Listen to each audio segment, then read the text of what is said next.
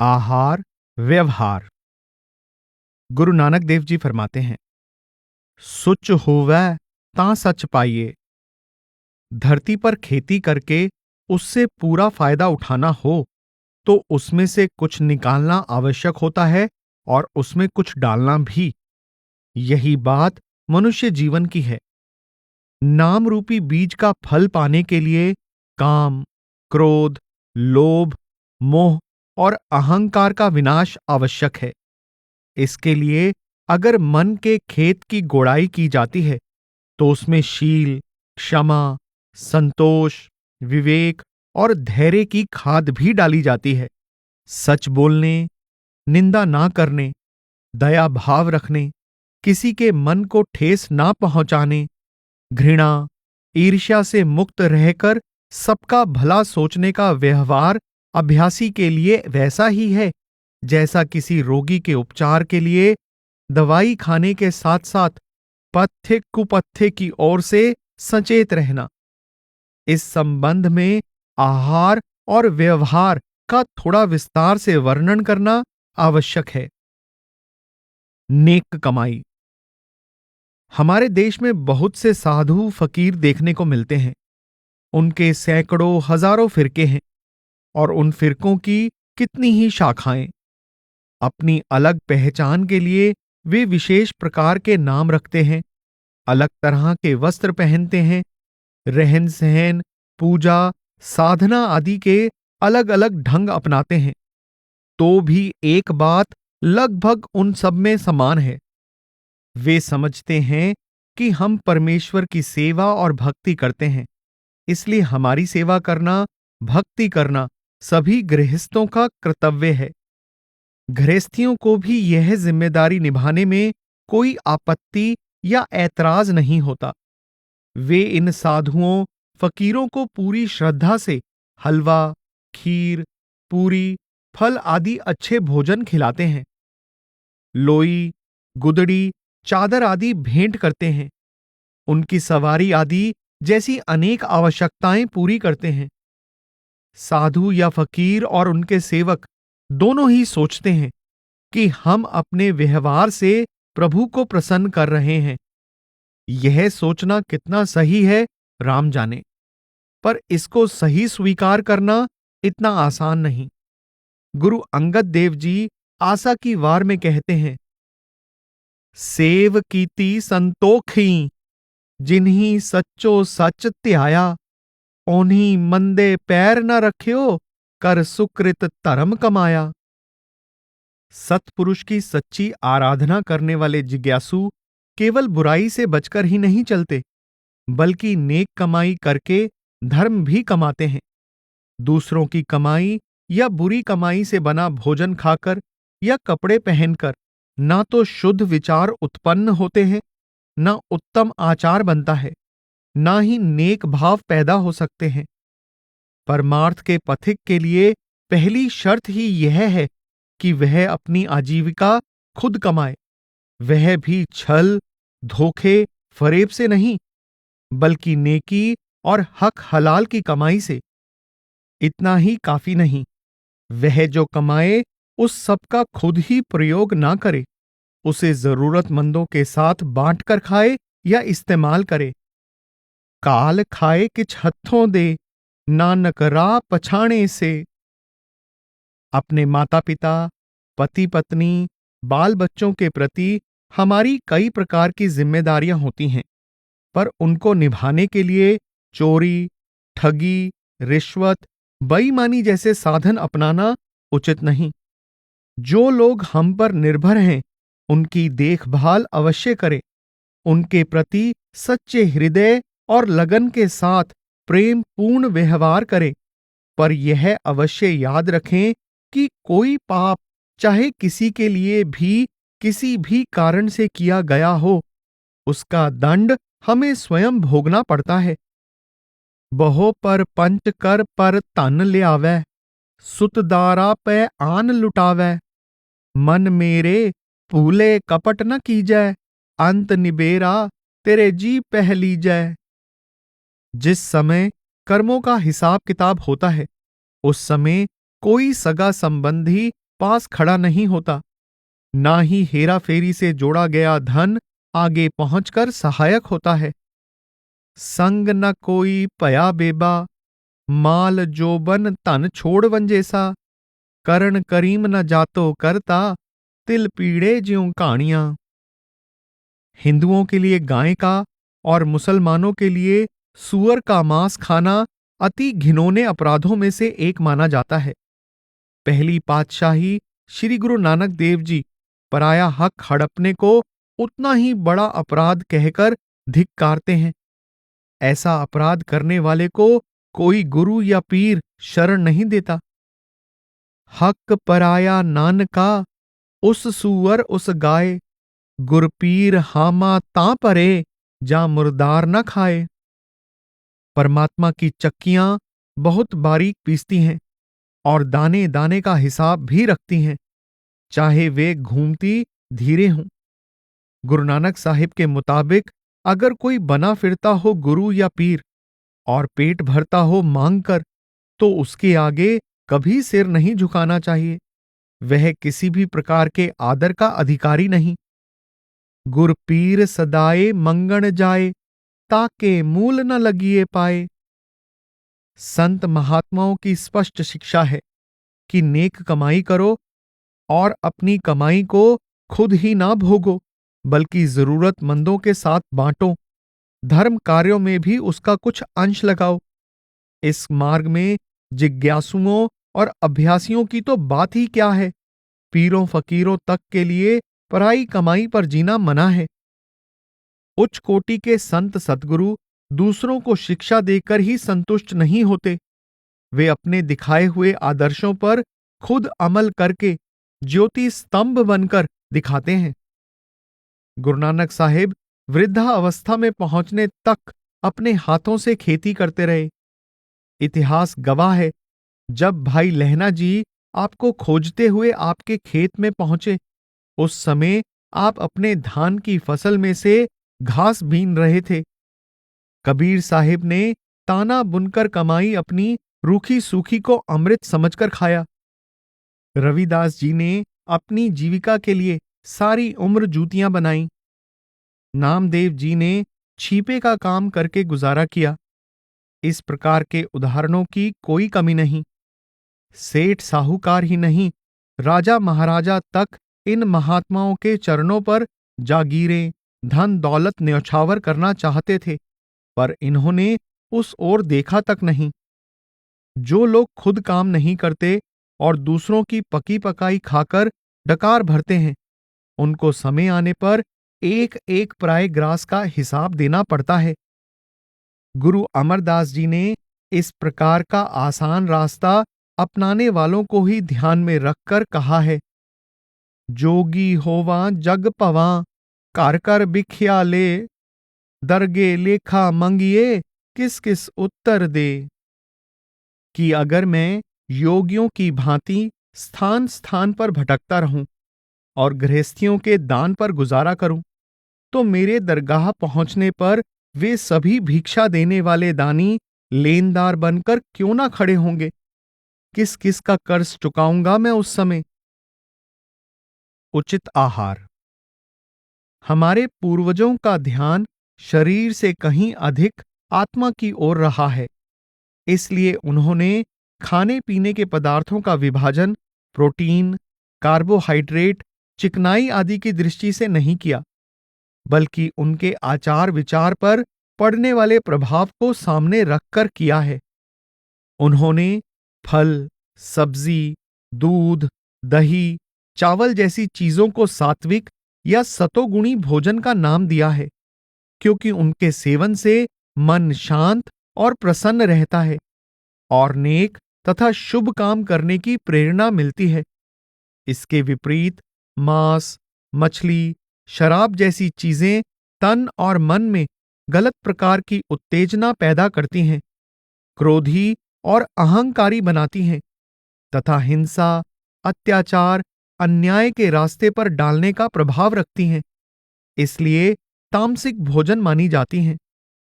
हिरन, खरगोश आदि का आहार करने वाले शेर, चीते खूनी और निर्दय होते हैं, जबकि बीज और वनस्पति खाकर निर्वाह करने वाली गाय भैंस आदि का व्यवहार शांतिपूर्ण होना स्वाभाविक है। यदि बीमारी का ख्याल रखकर किसी धातु की भस्म की प्रकृति शीतल रखनी हो तो वैद्य उसे आग देने से पहले भांग के रस की भावना देते हैं, और यदि उसकी तासीर गर्म रखनी हो तो कवार गंदल यानी एलोवेरा के गूदे की भावना देते हैं। अगर निर्जीव पदार्थों का यह हाल है तो मनुष्य जैसा संवेदनशील जीव अपने खाने पीने के प्रभाव से कैसे बचा रहेगा। जब धर्म दया से ही उत्पन्न होता है तो हिंसा द्वारा प्राप्त भोजन अधर्म की ओर ही लगा सकता है। जो लोग बकरियों, मुर्गों जैसे अबोध जानवरों की बलि चढ़ाकर अपने इष्ट को प्रसन्न करना चाहते हैं, उनकी कुबुद्धि पर आश्चर्य प्रकट करते हुए कबीर साहिब फरमाते हैं, जी बद हो सो धर्म कर थाप हो, अधर्म कह हो कत भाई, आपस को मुनिवर कर थाप हो, काको कह हो कसाई। अर्थात तुम्हारे लिए जीवों के गले काटना पुण्य कर्म है, तो फिर पाप क्या हुआ। अगर इस प्रकार के अनर्थ करके तुम धर्मात्मा कहलाने के अधिकारी बन जाते हो तो कसाई किन लोगों को कहा जाएगा। उसी महापुरुष ने एक अन्य स्थान पर कहा है, वेद कतेप कहेओ मत झूठे, झूठा जो न बिचारै, जो सब में एक खुदाए कहत हो, तो क्यों मुर्गी मारै। हिंदू धर्मशास्त्र और अन्य धर्मों की कुरान आदि धार्मिक पुस्तकें तो ठीक ही कहती हैं कि परमेश्वर या रब हर प्राणी के अंदर बसता है। भूल में वे पड़े हुए हैं जो उन ग्रंथ शास्त्रों के इस कथन को आंखों से ओझल कर देते हैं, नहीं तो यह जानते हुए कि वह रचयिता हर प्राणी में मौजूद है, कोई भी अपने पेट भरने के लिए किसी मुर्गी या बकरी जैसी निर्ही जीव की हत्या कैसे कर सकता है। खाक नूर करदन आलम दुनियाए, असमान जिमी दरखत आब पैदाइश खुदाए, बंदे चसम दीदन फनाए, दुनिया मुर्दार खुर्दनी गाफल हवाए। भाव, परमात्मा ने सारी दुनिया को मिट्टी और ज्योति के मेल से बनाया है। आसमान, धरती, जल, वृक्ष आदि सब प्रभु की रचना है। हे मनुष्य, जो कुछ तुझे नजर आता है सब नाशवान है, लेकिन लोग इस सत्य को भूलकर प्रभु से विमुख होकर तथा वासनाओं में लिप्त होकर मुर्दार यानी मरे हुए जीवों का मांस खाने में लगे हुए हैं। परिणाम यह है कि वे मनुष्य कहलाते हुए भी प्रेतों और पशुओं की हद तक गिर गए हैं।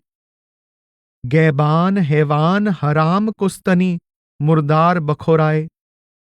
पांचवी पातशाही श्री गुरु अर्जन देव जी के वचन हैं, वेद पढ़ै मुख मीठी बाणी, जियां कुहत न संगै प्राणी।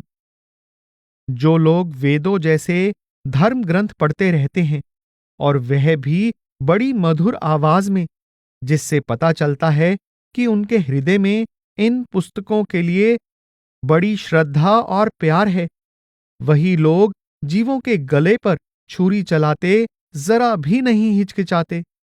गुरु नानक साहिब फरमाते हैं, जे रत लगै कपड़ै, जामा होए पलीत, जे रत पीवे मानसा, तिन क्यों निर्मल चीत। अगर कपड़े पर खून लग जाए तो वह बहुत गंदा और अपवित्र हो जाता है। फिर जो मनुष्य खून पीते हैं उनका मन कैसे निर्मल रह सकता है। अपना कपड़ा कोई भी जानबूझकर गंदा नहीं करता।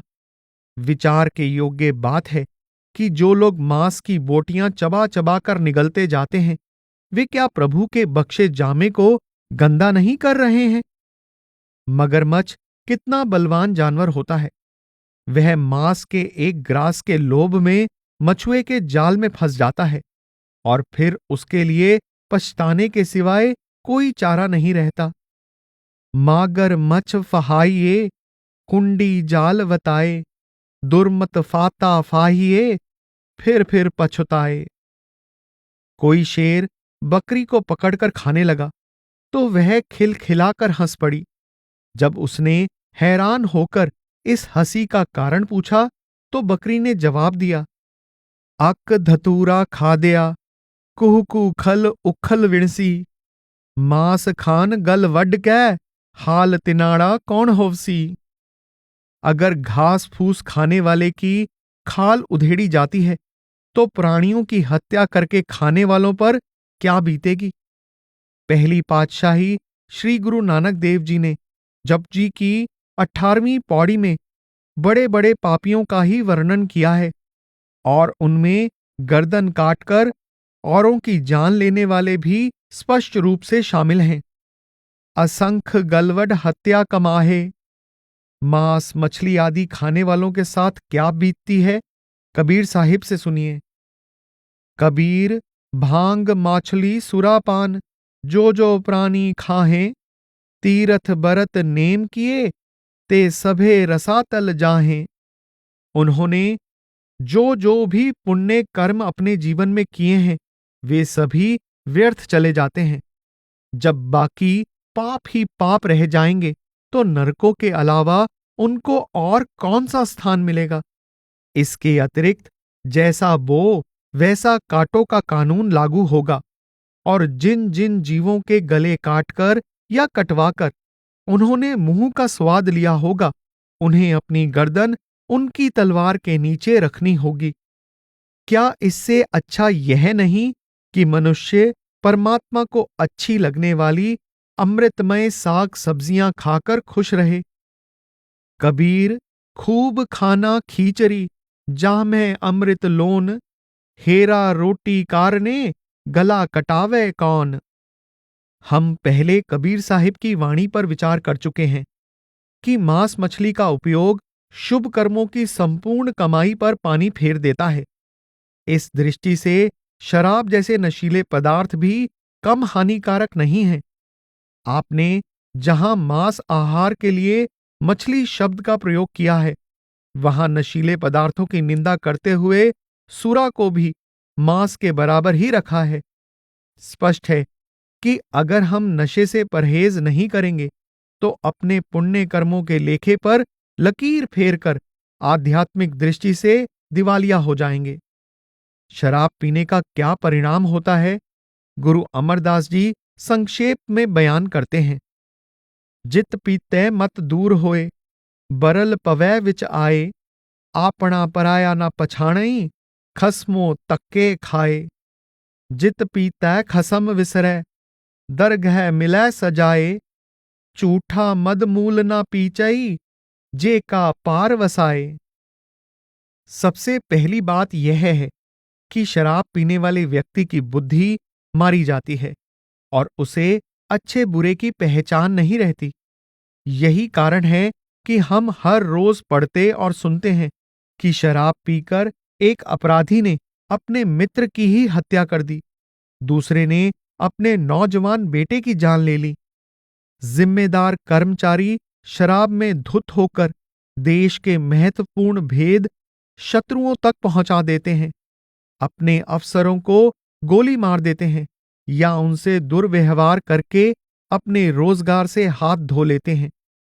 कितने ही शर्मनाक बलात्कार शराब पीकर किए जाते हैं, कितनी ही भयानक डकैतियों और ऐसे अन्य अपराधों की तह में इसका हाथ होता है। इसके द्वारा लोगों के प्रति ज्यादती ही नहीं होती बल्कि अपनी सुख संपत्ति की हानि भी होती है।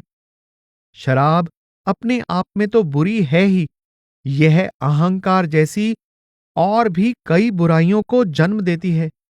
इसका घूंट भरने से मुंह कड़वा हो जाता है, इसलिए मन में आता है कि कोई चरपरी या नमकीन चीज खाने को मिले। इस प्रकार बोतल के साथ अंडों के आमलेट, मुर्गे के टिक्के और मछली के कबाब भी आ जाते हैं। चंचल हुआ मन पराई स्त्रियों या मर्दों पर बुरी नजर डालता है और मनोरंजन के ख्याल से अक्सर जुआ खेलना भी शुरू कर देता है।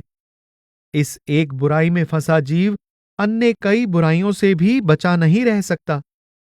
कितने ही शराबियों ने नशे में अपने घर उजाड़ लिए और अपने लाडले बेटे बेटियों को कंगाल बना दिया। शराब बुद्धि के साथ साथ शरीर को भी राख कर देती है।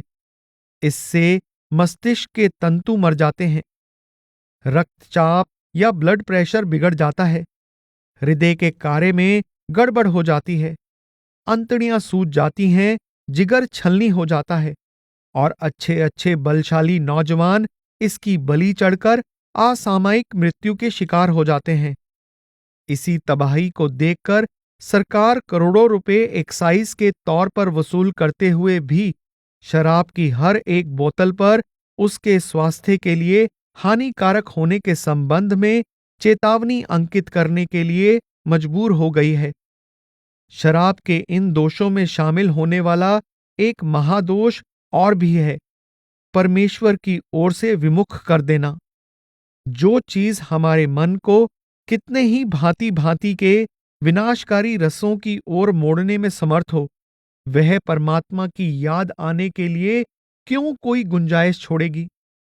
इसका बख्शा हुआ कुछ पलों का तुच्छ सरूर और नशा अपने मत वाले को आने वाले जन्मों के लिए कसूरवार और अपराध का भागी बना देता है। इसलिए इस अति घातक जहर का कभी सेवन नहीं करना चाहिए।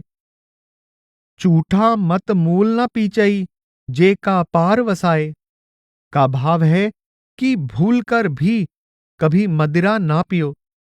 मनुष्य को अपने पूरे सामर्थ्य के साथ मदिरापान से बचने की कोशिश करनी चाहिए। बस एक बार देख लें कि यह क्या चीज है। ऐसे विचार के अधीन होकर केवल चखने मात्र के लिए भी इसे नहीं पीना चाहिए। भूल से छुए जाने पर भी बिजली का तार अपनी कितनी ही कोशिश करने पर भी तन से नहीं छूटता। किसी ने अरस्तु से पूछा, तू इतना होशियार कैसे हो गया? उसने जवाब दिया, और लोगों की हिमाकतें देख देख कर।